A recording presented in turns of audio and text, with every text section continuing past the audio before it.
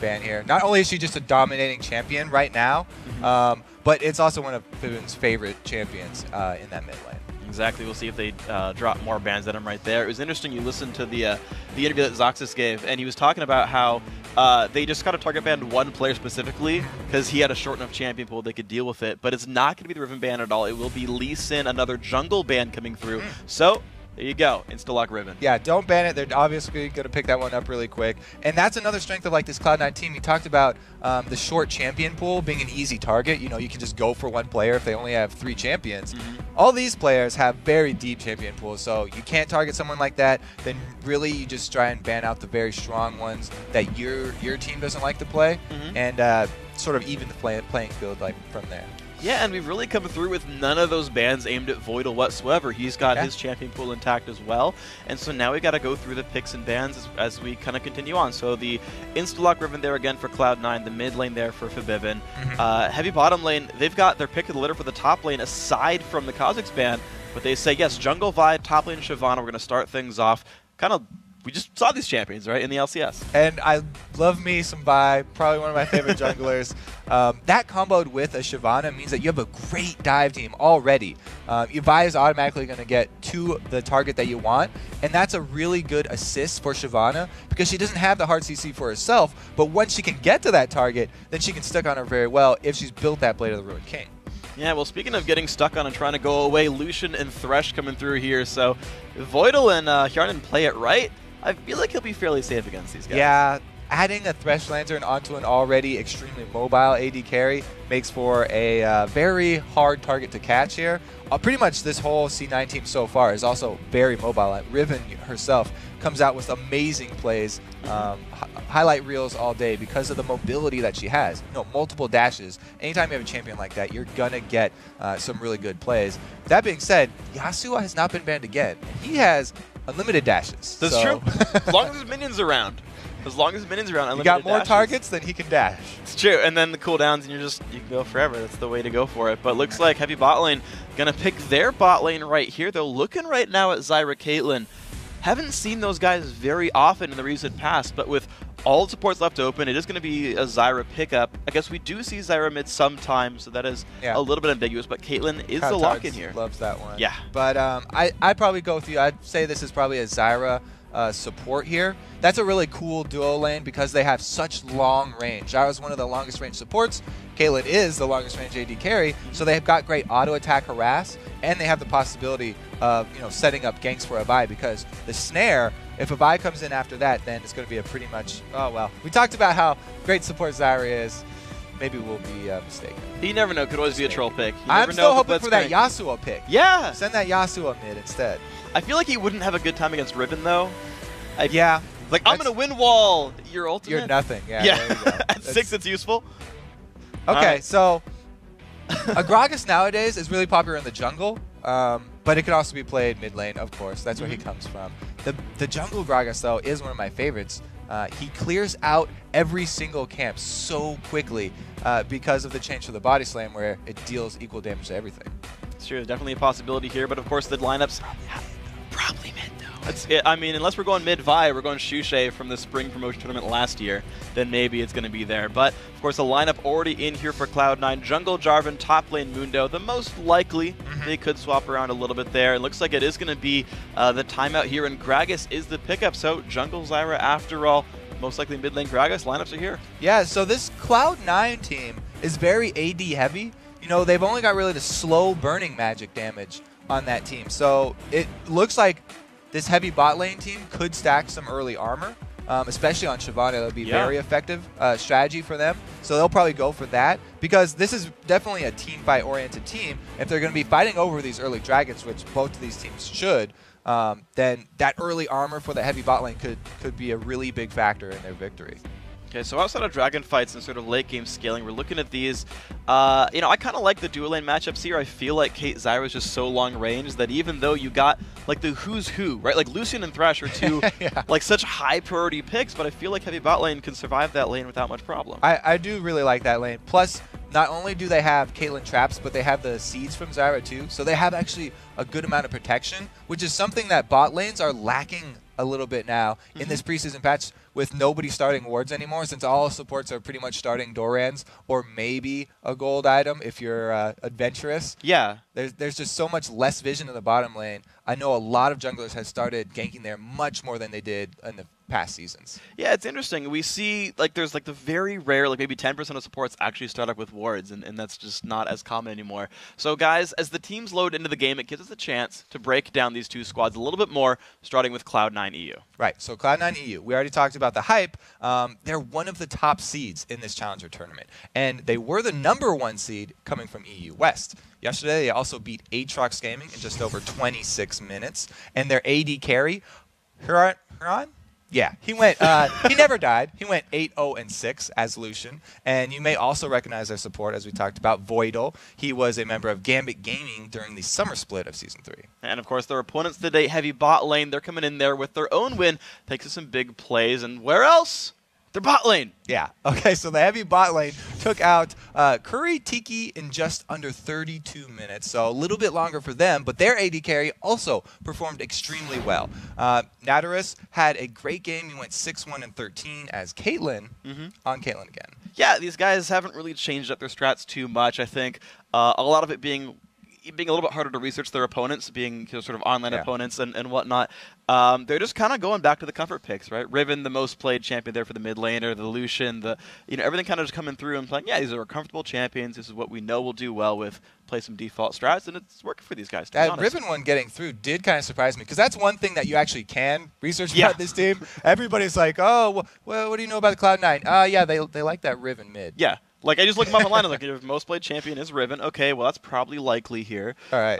And what I actually think is interesting about these players and the research that we've done is a lot of these guys have their most played champions are not common meta champions. So, for example, Odoamne, his most played is Jace. And we don't see him much at all. Like Jace, not really anymore. But throughout the last season, he's been playing a lot of that guy. And you've got these pocket picks that aren't Especially common. in the top lane. Yeah, exactly.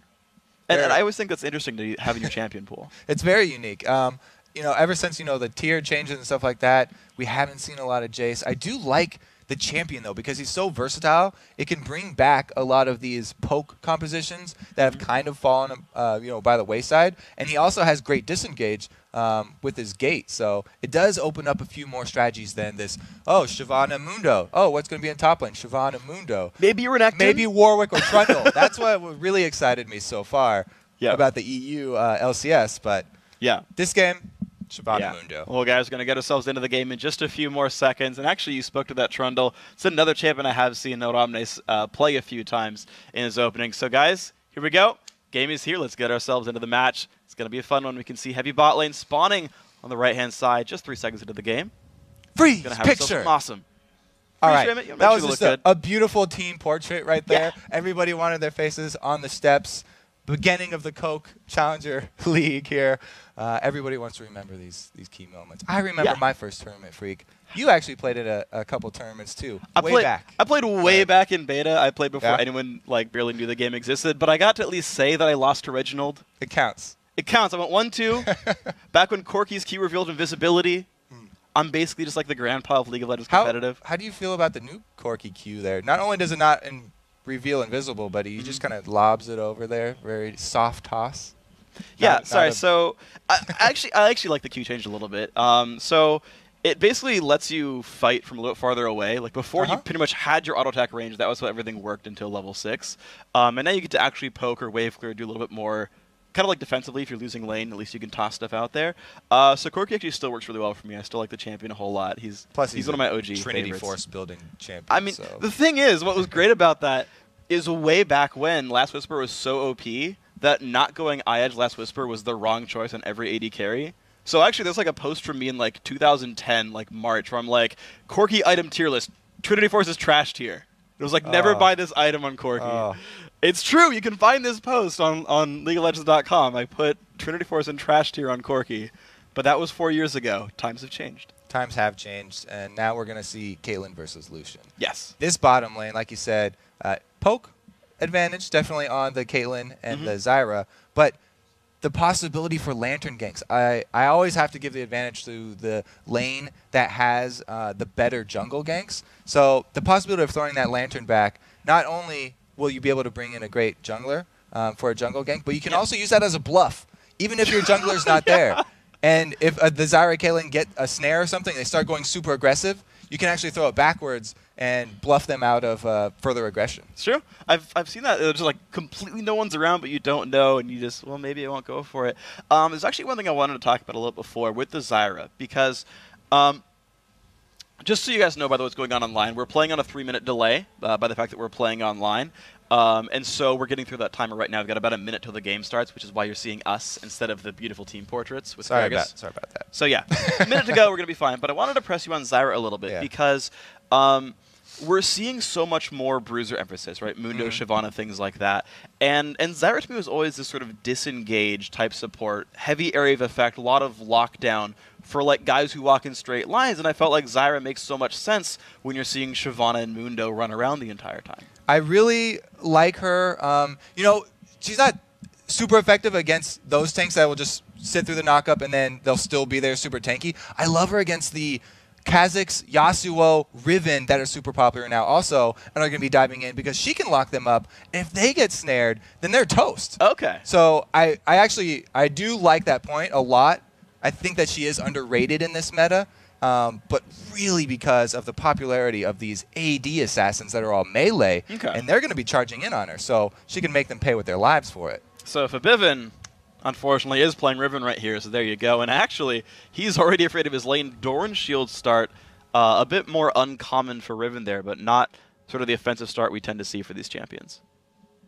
All right, so it looks, you know, the other thing about the Doran starts for supports, since we have both of these supports starting Dorans, that early invades have really dropped off because you aren't going to be dropping wards very deep in enemy territory. There's not a lot of extra information that you're going to be getting after this.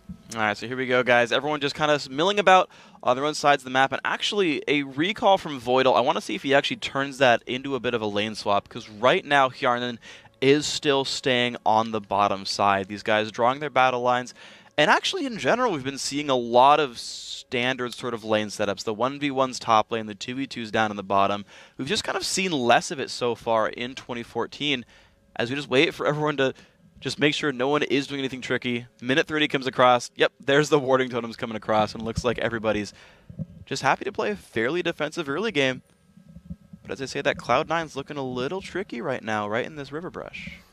All right, a couple of the defensive, trinkets dropped. Everybody starting out with the warding trinkets. That's kind of been the consensus nowadays. Maybe one person starts with the sweeping lens, but this time around we're going to see all trinkets and an invade very early here. They timed this with the 155 of the red, and they're going to be able to steal this one away.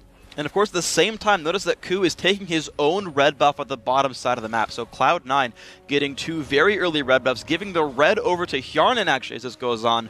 And remember that Odoamne has teleport on Mundo. He can show back up to the bottom lane in time.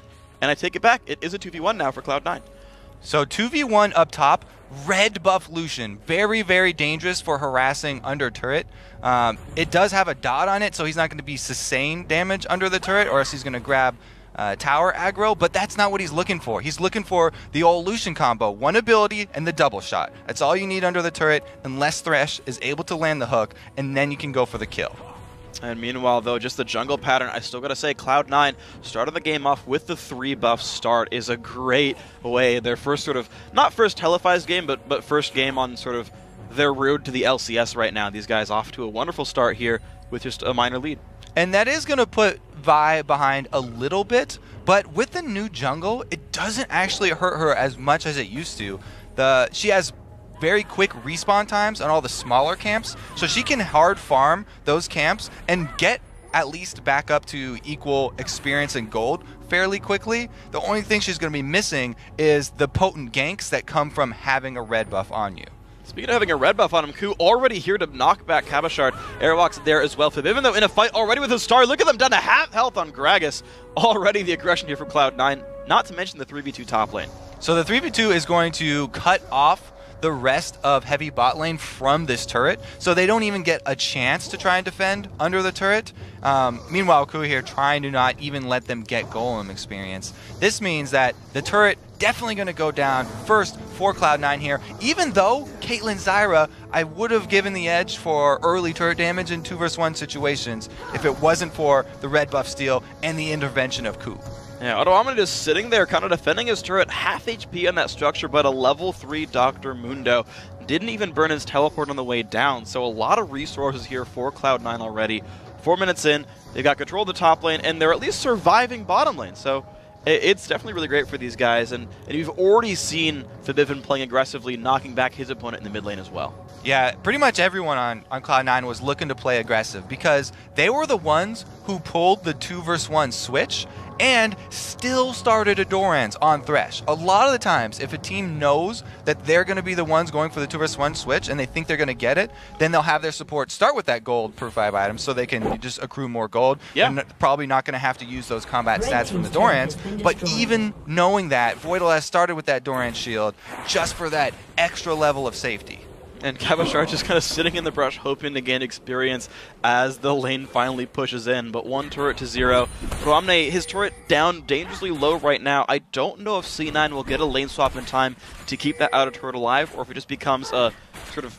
It looks like they're just trying to stay where they're strong. They've got so much of a lead up in this top lane that they're going to just continually press on this weak point of heavy bot lane and keep their duo up top for as long as they can. Now the thing is, since they have started those Doran's item, everybody's starting a Doran's item, no early wards for them, it's going to be hard for them to stay that deep and also be safe enough because they can't cover their backsides with those wards. Yeah, so it's going to be, how well can Airwalks and Kabashard kind of capitalize on an overextended top lane right now as Voidal and Hjarnan sit a little bit back. Another thing with the invade there would have to be control of the mid lane. If Febiven is not able to pressure this Gragason, then Gragas would be able to roam up top and stop that duo push too. That's why the aggression in all the lanes at the same time is key for C9 right here. Even though, bottom lane, he's not going to be able to get kills or anything, he's doing a great job just staying alive. But here comes a jump in, the Vault Breaker. Nice flash there by Odoamne, keeping himself alive. But now it's a 3v1. It seems like the bottom lane is heavy enough to pull the rest of his team down there, and that turret is going to crumble. All right, so they are going to answer the turret gold at least, but the advantage still in C9's favor. They have the extra gold. They were able to zone off Shyvana a little bit longer there than Mundo was starved. So he's going to be a little bit safer when they do meet back up. Yeah, Odoamne's got about a 10 minion kill and 1 level lead over his would-be lane opponent there. So I gotta say, I agree with you on this one. And in fact, Cloud9 making the rotation here. They've got all 5 members to the bottom side, and this Dragon's being started. I really like how Febiven also starts off the Dragon, tanks the entire first couple of hits with his shield. As soon as his shield is knocked down, they switch over, get the Dragon rotating so it does a little bit less damage. Yeah, so even with the turret getting traded, though, it's Cloud9 looking back for normal lanes. And of course, well, turret's getting traded, but Dragon's always nice. Airwalks still wants to do things. This bottom lane actually pulling a lot of attention right now. And let's see if Airwalks can turn this around in a 2v2 or 3v2. Voidal really wanted to go ward over there, but he didn't go ahead and do it. So the cooldown on Vault Breaker right back up, and he's coming in. And the slow's going to be there on Hjarnan as well as Voidal. Voidal on the half HP. Nice play lands onto all 3, but the chase is still going on. Ignite onto Voidal, and no, Cloud9 gets away. Nice play by Voidal. It was an interesting choice by Airwalks there. He had time to charge up his Vault Breaker to a fully charge, which is double the damage it would have done, and he just decided to actually go for the small bump there, walking up. So, I don't know. He could have gotten a little bit more damage, but it wouldn't have been a kill in either case. So, just a personal choice right there. And speaking of personal choices, actually, I'm a little bit surprised by Voidal's choice. He went for the Relic Shield here. Now, Thresh is not technically melee. He doesn't get the execute proc there. And also, we've seen so many supports go Talisman of Ascension. I'm not used to seeing this item choice. It's pretty interesting because Talisman would be so great with this team, too. You already have the Mundo and Riven that are going to be trying to get very deep into the enemy team. And an extra little speed boost would do wonders for them. However, Voidal is definitely a huge fan of the fully upgraded Talisman, going for that face of the mountain, so he can use that shield to further protect not only the AD carry, but he could also use that on one of these melee divers. So having that extra shield for Riven could actually be the turning point in a team fight. Yeah, well, we'll see as that pans out. Ku right there, level 6 already. Has his ultimate, of course, airwalks on Vi in a similar spot. So as you called it, the extra jungle sort of respawns, helping Vi keep up, and airwalks is doing pretty alright here. It's only the top laner, really, of Cabochard, who's still without an ultimate right here. Pretty rough spot for him, despite the fact that his bottom lane's already 6.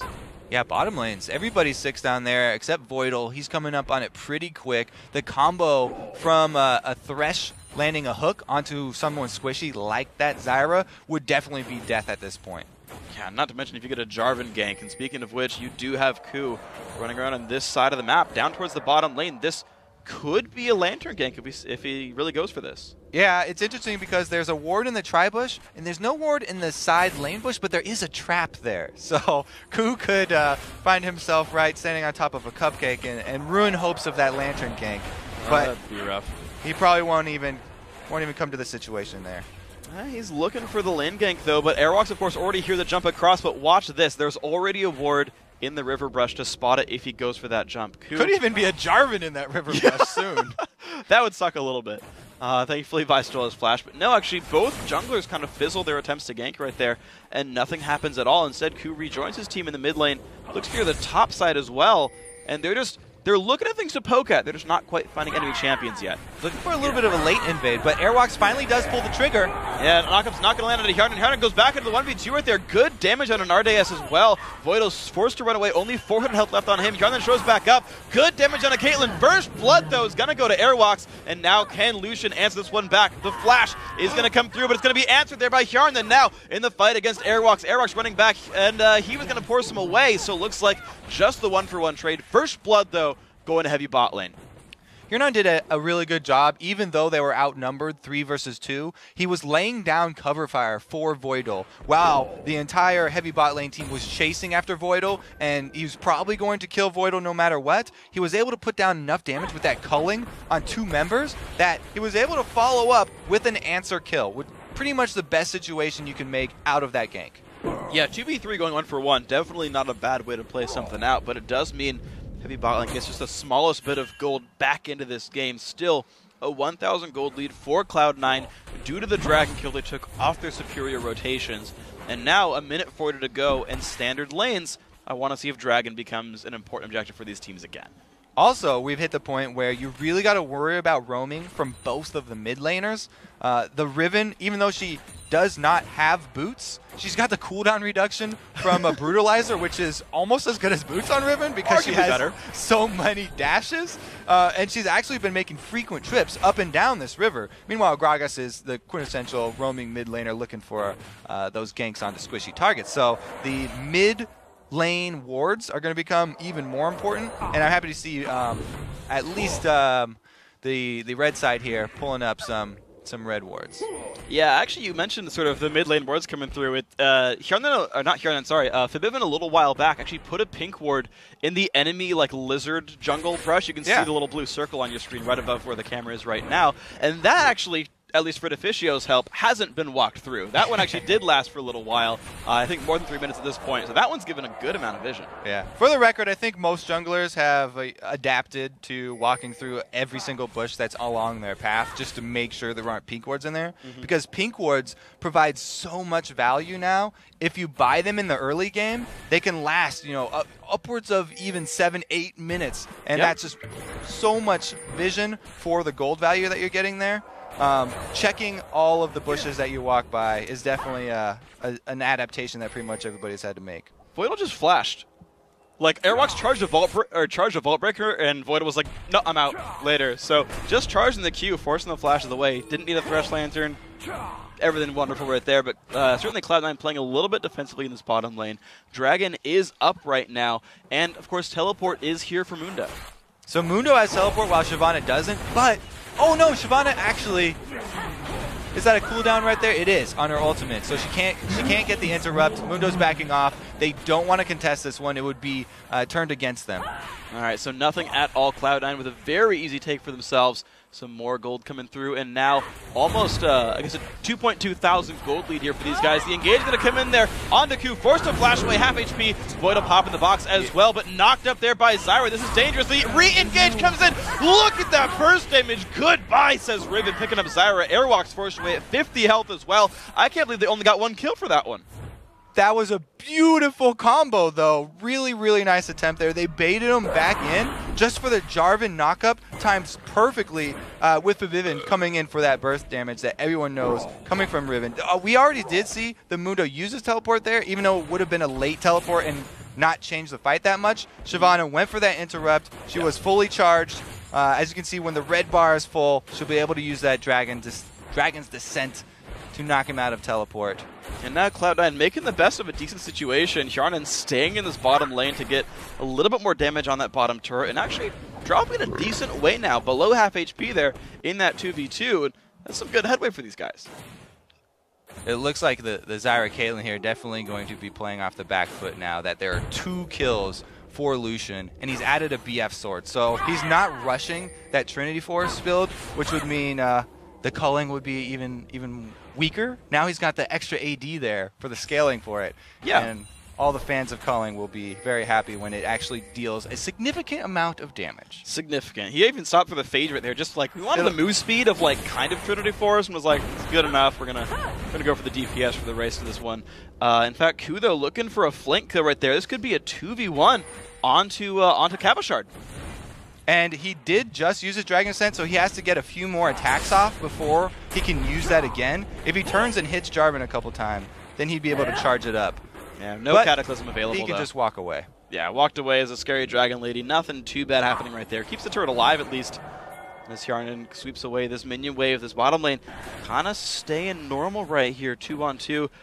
These guys have honestly been slowing down a little bit, but I say that Airwalks looks for the jump onto Fabib, and can they get the damage here? Trying to dash away. Cataclysm comes across. Do they have the damage? No, Fabib can't get in. Q goes back for the knockup. These guys forced to run away, but Airwalks might not be done. Has the Assault and Battery, lands that Q. Not in a good place. Goodbye, Astar picked up that kill. 2 for 2 on the kill score right now, and Fabibin still looking for blood himself. Does get a little bit of damage on the Airwalks. 1 attack to go, but can't find it. Now the stun onto Astar. He's still forcing Gragas away as well. Voidal makes the rotation, just a 1 for 0. Even with 2 missed Vault Breakers, they're able to get the kill off of that one. Very well played by Heavy bot lane, but you could still see Riven was chasing both members off even after Jarvan dropped.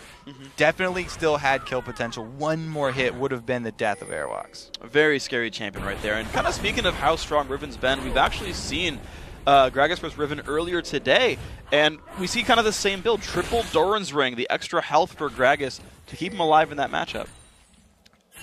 The extra health for Gragas is going to help a lot, but also Gragas has picked up a Morella Nomicon for the Mundo in the top lane, so he's thinking ahead already. He's going to be able to reduce that health regen, and Mundo won't get to as big of a deal as we've seen in so many of the games on this last patch. Yeah, I actually was a fan of Kevin's teleport. He's like sitting there, like just fully tanking the two, like the Renekton and I want to say Vi, and just nothing happens. Odomne forced to jump away. The flash chased by the dragon, and Ignite's going to be enough to pick up the kill. Cabashard takes that one, 3-2 now for Heavy bot lane, bringing the kill score in their lead for the first time.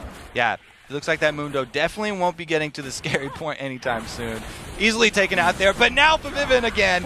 And oh, goodbye to Caitlyn. C9 EU picking that one up. Fabibin with the kill credit. Of course, Q helping out quite a bit as well. And these guys are kind of content to stay in the mid lane right here. The bot lane might need to protect this one. Such a scary combo when you can land the Jarvan armor penetration plus comboed with a Riven who's built the Brutalizer. They just rip right through any target. That's actually a really good point that you bring up the Jarvan Q, because you're like, yeah, it's a really physical heavy team, and if they build armor, and I was like, oh my god, the Jarvan Q. So I like this a lot by Cloud9 EU right there, bringing the kill score back to equal, bringing the turrets now 2-1 as well, and there's a minute 20 to Dragon, and those have been 2 for 0 as well. Minute 20, yeah, so they've got a pretty good amount of time to set up for this next one. And, you know, both teams have decent ward coverage over the area, so really it's going to be about, are we sending Shyvana top again to try and deal with the Mundo teleport, or do we just bring one down? Because I don't think Heavy bot lane are going to be the ones initiating the next dragon. I think they're just going to trying to be defending against it. We'll see how good their defense ends up being. So far, they haven't really found their way in just yet. but they do have some offenses. Mid lane actually under fire. Mid lane definitely going to go down here because the rotation's a little bit slow there for the C9 EU. They're actually turning their sights towards top. But another point I want to make on the Dragon is that actually, you know, it was about 8 minutes ago or something, both supports here picked up the sweeping lenses. So those are actually ready to use. They've actually used them a couple times already. They picked them up pretty early. And as soon as you hit level 9, I really like at least one person on your team going to switch them out. Usually prefer 2. Getting one on the roaming assassins like Gragas or Riven would be really helpful. They have picked up a couple though, and they've got options for the next Dragon fight if they want to force it. Yeah, absolutely. The ward sweeping definitely available. One order used by Q actually sweeping away the upper jungle of heavy bot lane, the Wraith Brush over there. But Voidals is up right now if I see it correctly, which means that these guys can get control of this area of the map. These teams are grouping around. And you asked what Shyvana would do, but Shyvana's actually come down, so heavy bot lane already available here with all 5 members to contest this Dragon. Talk about gold value of pink wards right there. That one that didn't even last 1 minute. That was Voidal's pink ward right there. It did its part, though. Oh my goodness, the initiate from Airwalks. And Kuzer's going to go to Airwalks himself, though. The fight has begun. Vivian dropped dangerously low, and goodbye. Astara picks that one up. Airwalks getting way off to the side as well, but there comes the AD carry. Lucian picks up one. The chase down onto Shyvana. That's going to be Kabashard going down as well. Finally to Dr. Mundo. 2 for 1 so far, and now, goodbye to Hiva. 3 kills now for C9 EU. Wonderful fight right here. 3-1. Now Jarvan doesn't want to face check that, but Voidal going in. And goodbye. Triple kill now for Hjarnan and C9 EU. Misses the EQ. It's a little bit long right there. Yeah. I feel like there's no steal coming in, though, so it's going to be all right. Voidal maybe could have soloed it, but there we go. 3rd Dragon in a row now for Cloud9 Europe, and these guys are looking pretty good now in the mid game. Yeah, they're definitely feeling good about this game. They've got a substantial gold lead now, and that was really why I was not thinking that heavy bot lane were going to start up the next Dragon, and was a little bit surprised that Airwalks went in for the initiate. But really well played team fight by C9 EU once the Vi did initiate.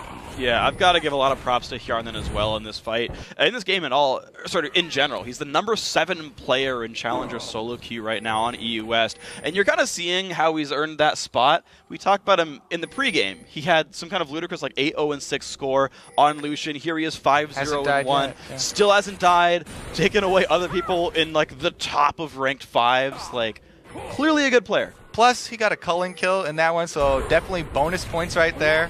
That Bloodthirster, man, we talked about it. He got the item. Trinity Force second. It's good enough. And it's going to be Arabne forced to run away, but heavy bot lane sitting 4 people top, and they're going to go in onto Dr. Mundo. He engages there. The armor shred already there from Vi as well, tanking up the turret. And do they have enough damage? Looks like yes. Nardia is going to pick up that kill. Caitlyn's going to like that to catch up in this game. A little bit of a rotation here from Cloud9 EU, but Vivian going aggressive again in mid. Can he find a Starry? Those should have the Wind Slash still available, but 400 health on Gragas might be enough. Oh, the Flash Stun's going to be enough. There's the execute for Vivian, taking a solo kill. Another beautiful kill. They did also rotate up to the top, like I said, but with only 2 members, not able to stop the turret destruction. They left Lucian down in the bottom lane because he's getting a secondary turret, whereas they only lost an outer for this. Wow, incredible stuff. And the flash engage there onto Hitiva, sorry. And let's see if they can do enough right there. Yes, one more attack. Who picks up that kill? Unassisted, actually, just putting the damage in there. Oh, Hiva left all by himself right there. The flash EQ from Jarvan. Oh, wow, another secondary turret down. Cloud9 are running over this game. Yeah, Cloud9 suddenly just spiked in the mid game and said, we're all going to beat you individually in all of our given 1v1 matchups. And they've been using that to push the map down. But now, Vivian forced to run Kabashard, being pretty scary. Vi in the chase as well. This is not a Shyvana who went for a Blade of the Ruin King, though. So this scary kill potential not quite there, just a slow burn from the Sunfire. I guess they were counting on that Gragas with the Moonrail to really be their counter to that late game Mundo, and didn't feel like they needed the percentage health damage of a Blade of the Ruin King Shyvana. Yeah, well, it's just kind of a scary, tanky Dragon Lady instead right there, going for the Randuin's Omen next up right there. Here and then, though, getting hit up a little bit by Hiva.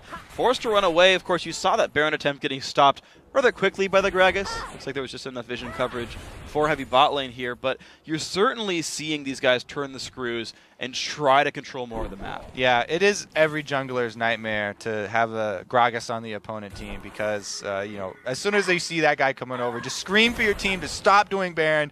You don't want to make him make you look silly by making you miss a smite there. Yeah. From pretty much any angle, he can get the full combo off. It's true. I know we were talking about it back in Riot. It's like you should bring a Yasuo to counter red side Gragas so you can win wall and feel really good about it. One day we'll see that. We'll see the smite steals getting blocked and it'll be like the counter steal. We'll see one day. Ward slightly missing in the brush right there, though. Unfortunately, Voidal slightly missing that one, but Cloud9 EU going to try again, but right in the face of a Ward. They look for this Baron attempt.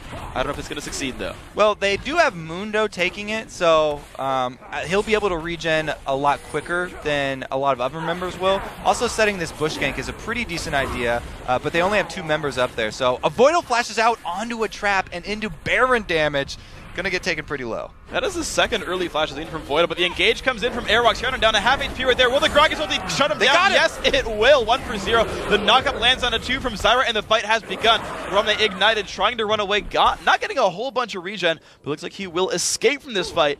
But these Baron attempts are not working out for C9EU. Yeah, so it was actually that bush, a little sneaky 2-man bush gank up there that they set up with Lucian and Thresh that didn't work out. Getting both members caught meant they had to blow Voidal's flash going over the edge, and him being that low, they were on full retreat. Great move by Vi, going for the ult immediately onto the 5-kill AD carry, and Gragas following that up with the ulti combo. Perfect for them. They got exactly what they needed out of that, but it only bought them some more time. They're still very far behind in this team, or in this game, and they have to keep their heads about them and try and just get a little bit of vision back in their own jungle. Well, they're doing at least a good job of getting the opponents out of there and out of their lawns so they can at least sweep a little bit, but still only 1 lens so far for heavy bot lane. They actually don't remove wards that rapidly.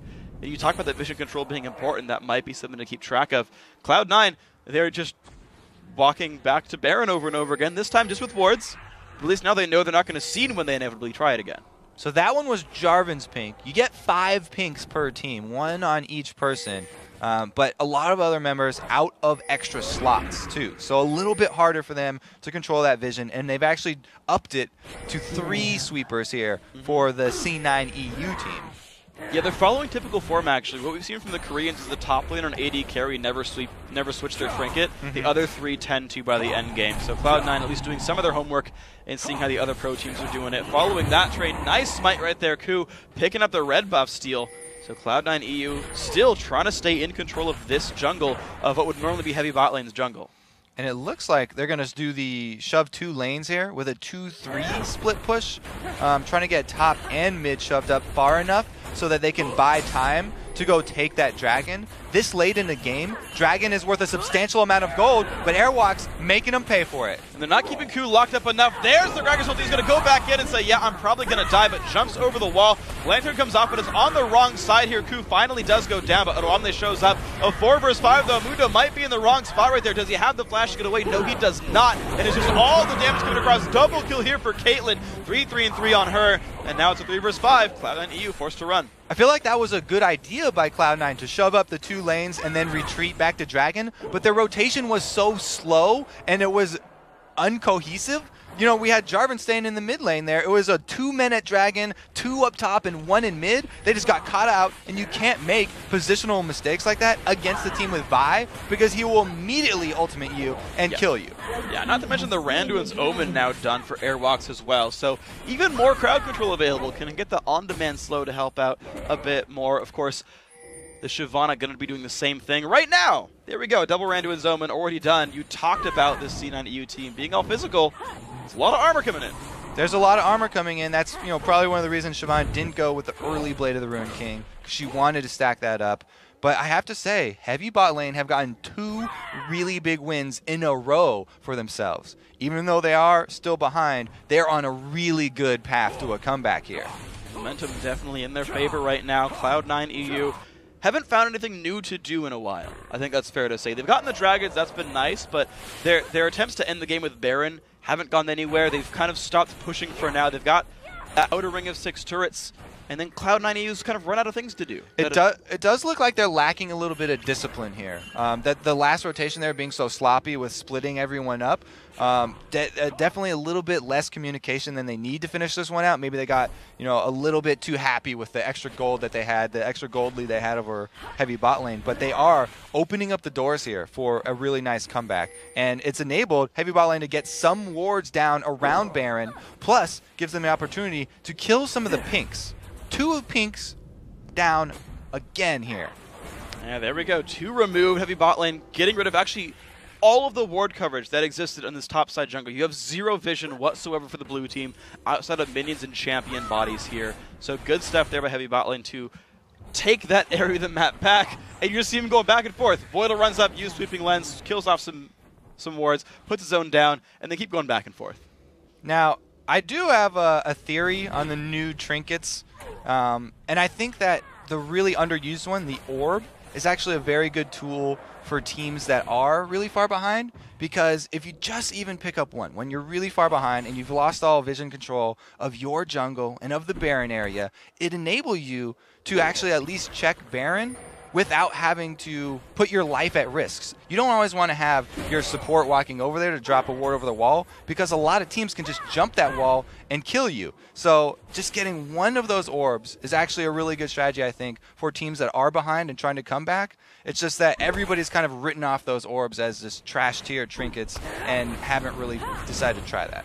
I agree. They should give them a better chance at this one, but we'll see what they do with this one. Cloud9 EU back to the splits, and actually they're making it a 1-3-1 split. So they've got the Mundo in the bottom lane. He's got the teleport.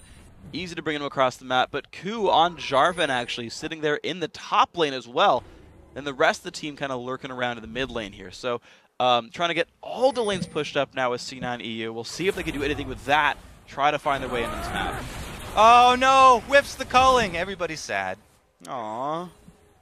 Oh well. They did clear out the extra ward there in the river, though, around Baron. So one sweeper successful. They have one left off cooldown, but there's a ward again inside Baron Pit. So again, the bait is so hard nowadays. With vision being such a restricted resource for your team, you really have to practice this and be coordinated. Yeah, these guys haven't been able to completely wrest control despite the fact that they have that same 6,000 gold lead they've had for like the entire mid game here. These guys just aren't finding their ways to completely blind everyone, make things happen. It's Cloud9 kind of no longer having any wind in their sails. They're not going anywhere really. They're trying again there in face of a ward. Cloud9 EU trying to knock this Baron down. He did miss the sweep too. It was just outside of the circle. They're burning it down so fast though that they can't stop now. You have to go for it. Even though there's a Gragas on the other time, this is a 50-50. All right, the damage coming across. Who can pick it up? Got it! Red team getting Baron Nash with his heavy bot lane, and they pick up a kill for it as well. Goodbye to Ku, who did try to smite, but didn't quite land it in time there. Autoomne forced a little bit low. Is going to be chased down. Has a lantern and does manage to click it. The box from Void are going to let him run away, but heavy bot lane in a big way get back in this game. That could have all been avoided by upgrading the sweeper up to the Oracle's sweeping lens, because then you don't have to deal with just a small little radius there, and he could have just gotten that extra inch to the back of the Baron Pit to see that ward. But really, really well played once again by heavy bot lane. I have to keep giving them credit because they're making the right moves on the path to a comeback here. This is the third one in a row where they've had the victory that they needed to. Even though it started out terribly for them, they're making all the right comeback moves. And now the question is, does Dragon switch hands finally? We're a minute 12 away, and heavy bot lane, though they're down, I think, 0-4 at this point in Dragon, it's Cloud9 E who's taken them all, but despite a 3,000 gold deficit, I feel like bot lane is the stronger team in the map because of Baron buff. Baron buff definitely is going to put them ahead here. They've got amazing regen as well if they want to go siege up. We touched on the extra range that this bottom lane has. That's great for coming into a tower siege because they have a mid lane Gragas who can knock away the Cloud9 EU team from the turret and allow not only the Caitlyn and the Zyra but the rest of the team to grab some early hits on that turret and get some very good turret damage down. Meanwhile, they can rely on the regen from that Baron buff to sustain, even though they'd have no heals on the team. Well, and here we go. Looks like the team is getting ready to siege, but Cloud9 EU will not give up the pushes on the sides. Adewale forced to run away, outnumbered in the mid. He will run away successfully, but you saw Ku on Jarvan pushing the bottom lane, creating pressure there. He might pull a rotation later on, but we'll see. Heavy bot lane still about 2 minutes left on their Baron buff, looking for some tasty minions and a tasty turret in this mid lane. Meanwhile, Cloud9 EU have also built 2 Last Whispers on a couple of their attack damage heavy damage threats here. So they only need 1 more before, you know, the early armor stacking becomes that much less effective here from heavy bot lane. So it's really coming down to a late game team fight oriented game here. Whoever makes the first positional mistake for the next team fight that does come up is going to be the one that really pays the price, because the next objective that goes down is going to be an inhibitor turret, and the first team to have that breached is going to be at the huge disadvantage. So let's see what these teams can do about this right now. Heavy bot lane still on Baron buff. They did get the uncontested dragon as the rewards for their really, really good team fight just a few minutes ago. And now these guys look for this mid lane. The side lane's pretty standard. They're kind of holding still around the river, not pushing too quickly just yet. And it's the mid lane just getting kind of wave clear, despite the fact that C9 EU, mostly melee, they're getting rid of minions pretty cleanly. They do have pretty good wave clear, even though they are pretty melee heavy. It's because Lucian got so fed so early. He does an insane amount of damage, and a lot of the line damage can be used to clear out wave after wave after wave. The only thing they have to worry about is his mana pool, which is fairly low, being that he's an AD carry. And they do have to worry about that for team fights after wave clearing, after multiple wave clears, because not having mana on the Lucian in the team fight would be disastrous for them. Okay, so the caster-based AD carry, definitely don't want to on him. He is changing up his build a little bit, though, going towards an Infinity Edge next. So the auto attack damage is going to be growing there pretty rapidly.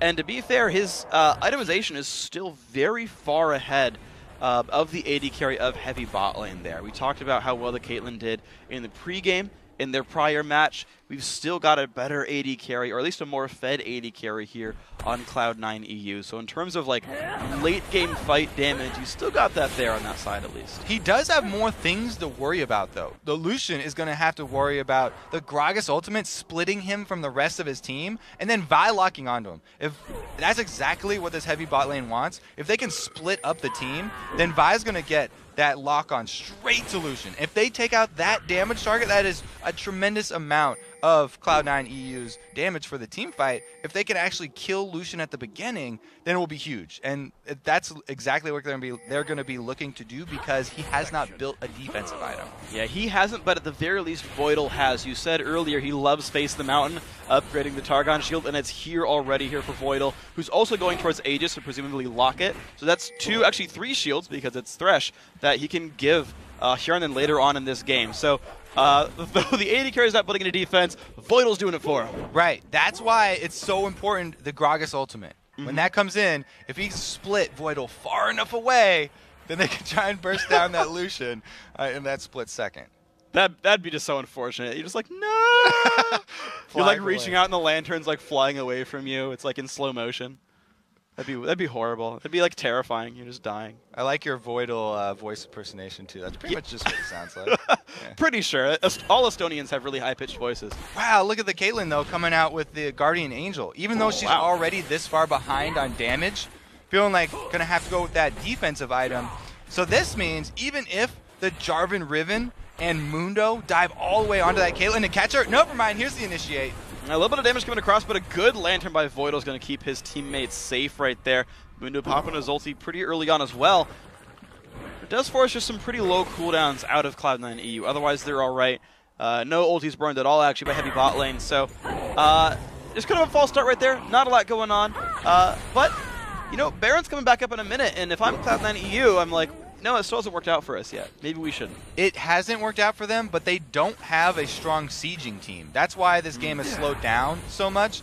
Why we've been waiting around, you know, for the past almost 6-7 minutes here. Because Cloud9 EU, they don't really have a great siege team, and they're really looking for a team fight team fight around an objective where they can pull heavy bot lane away from those turrets and then make use of all that mobility that they have, because they still have an amazingly mobile team. And since Riven has picked up the Black Cleaver on top of her Hydra, she can armor shred in an area, which will multiply the damage of pretty much everybody else on her team.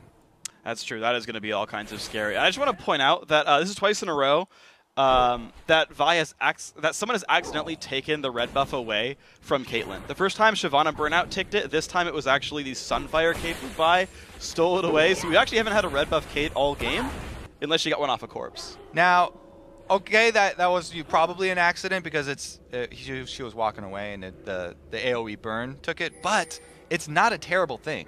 It's actually really strong to have late game tanks with red buffs, because they'll be getting off just as many, if not more, auto attacks than the AD carry. AD carries at this point in the game spend so much of their time running and trying to kite that actually having a red buff on the Vi, who's going to be looking to kill Lucian just as fast as possible, or on the Shyvana, who's doing the same thing, is just pretty much just as good. Yeah, not to mention, actual melee red buff slow is a higher slow than a ranged champion with one. So I really feel you on that one. I guess you're right. Yeah, they could pick someone down and pin them out. It's definitely not the end of the world here. The funny thing is, actually, you kind of talk about where buffs are going.